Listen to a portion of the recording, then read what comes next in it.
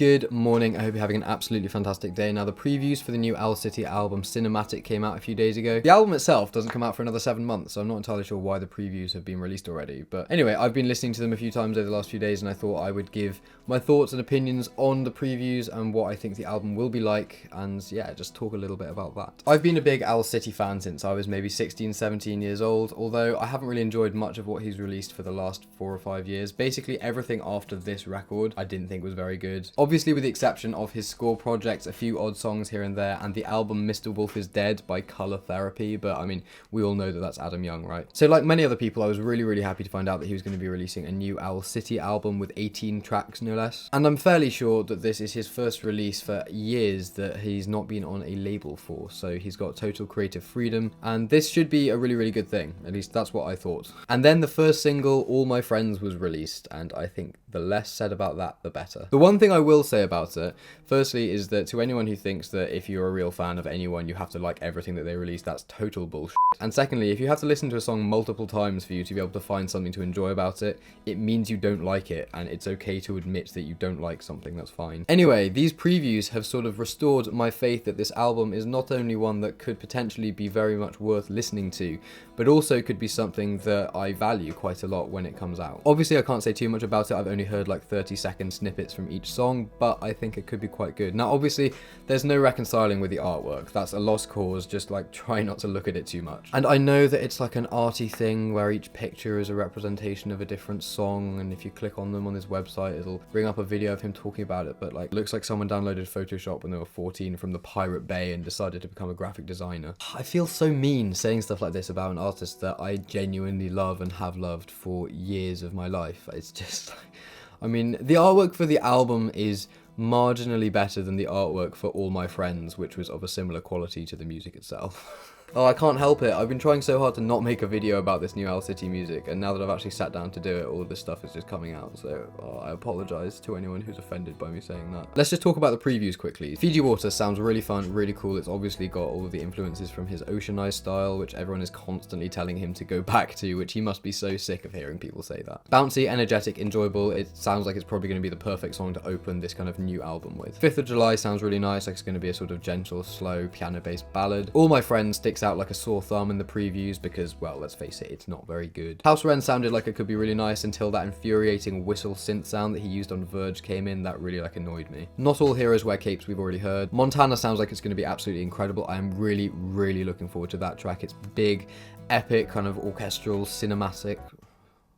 Yeah, cinematic, I guess. Lucid Dreams clearly got some trance vibes going on, which I think are great. It kind of reminds me of this trance demo thing that he released in like video format, I think, a few years ago and never really did anything with. So yeah, I think that's going to be a good track. I wish he'd gone down the route of just making trance music instead of making like country pop. Always sounds like it could be really nice, another ballad from what I can tell, although I thought that the verses immediately sound a little bit better than the choruses, just in terms of their like melody. Cloud 9 sounds fucking incredible, and I can't wait to hear it. Witness Never Quit again sounds like it could be really nice. It's got some strong All Things Bright and Beautiful vibes going on, which I think is great. Madeline Island sounds like it's got more All Things Bright and Beautiful influences going on there, but I mean, from what I was listening to in the previews, it sounded like maybe it might end up being a filler, but I mean, I don't know. I've heard 30 seconds of the song, for fuck's sake. Be Brave, I am really excited to hear the full version of. It sounds like it could be one of my favourites on there just from the previews that I've heard so far. I love the orchestral instrumentation going on in the background. It reminds me of his score projects. New York City, another one I'm really excited for. It sounds like it could be amazing, although the chorus sounds very similar to the one in Cloud 9, but we'll just leave that there. Firebird sounds pretty cool. It kind of reminds me of Embers from the Midsummer Station, which is one of the few tracks on there that I actually still listen to now, kind of more of a rocky, grungy vibe to it, so it could be cool.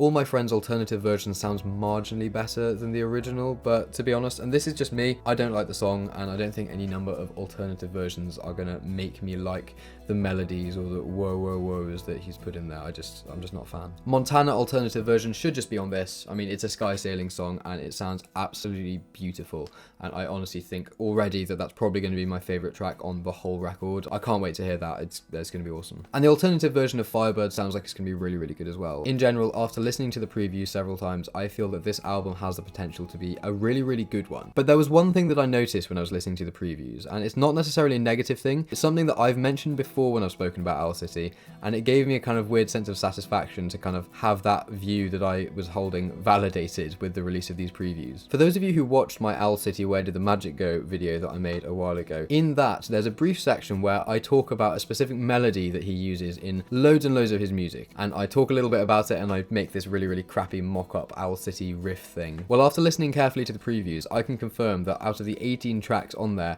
7 of them use this melody. Let's explore that for a moment. The melody that I'm talking about is the one that sounds like this.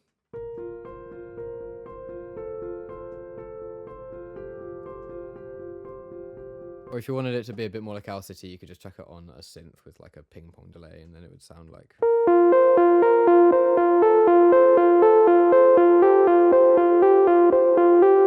And then you just add like a generic 4-chord progression underneath, and it'll sound something like this.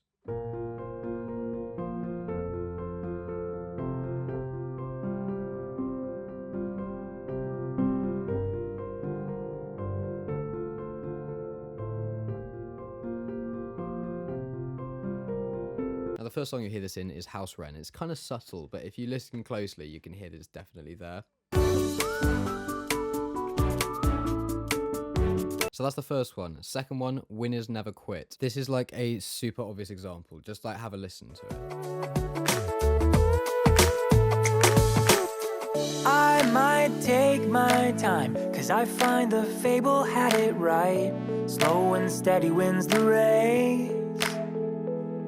And I might lag behind, but I swear I'll cross the finish line, moving at a steady pace. Literally the very next track, Madeline Island, has it as well, but it's played by a very, very sort of thin guitar that's very far back in the sonic spectrum, so you might struggle to hear it, but if you really listen, it's definitely there. Felt right at home. Drove out to Big Bay State Park, picked out our campsite. The next example is in Firebird, and it's a bit tricky to hear because there is a guitar playing a more prominent riff at the same time as this going on in the background. Everything changes.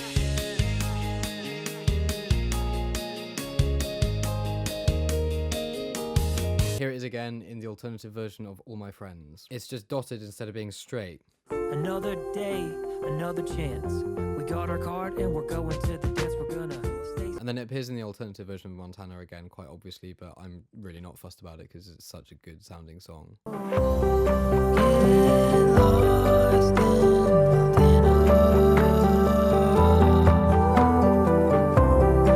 And then the final example is obviously in Firebird alternative version, which sounds like this. You and I had the time of our younger lives. Sometimes. So yeah, it's a relatively prevalent melody he uses in a lot of pieces. Anyway, like I said, it's not necessarily a negative thing, it's just a writing technique that he uses quite a lot. Other examples of songs he's obviously used that melody on are Can't Live Without You, Waving Through a Window, Wolf Bite, and Mr. Heartache is one as well. Anyway, I'm excited. I think this could be a really, really great album. Now, obviously, everything I'm saying right now is just speculation. I've got no idea whether or not this is going to be good or not. I've only heard 30-second snippets of each song. But after hearing All My Friends and then hearing these previews, it's kind of like a light at the end of the tunnel, you know? Maybe that was like a marketing technique of his, release something that's really, really bad so that then he can release some stuff that's better and it seems amazing. The only thing I'm concerned about, which I probably shouldn't be, is the fact that he's releasing these 3 EPs or like reels before the actual album comes out.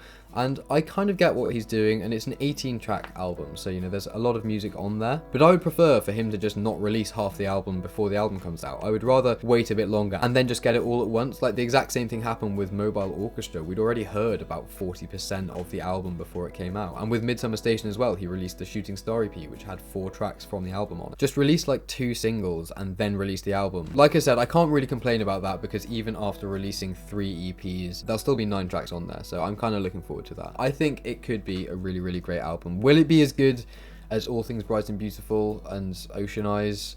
I don't know. I think it could be a really, really great album, and I'm genuinely looking forward to hearing it. It's just gotta wait 7 months before I can. Please let me know what you think about the previews in the comments of this video, and if you have any other thoughts that you want to add to things I've said or just opinions you have about Owl City and the musical direction he's been taking in general, I'd be really fascinated to hear what other people think of these previews and these songs, so just let me know all that down there. Thank you so much for watching. I really do hope that you've enjoyed this. Have an absolutely fantastic day, and I'll see you very soon.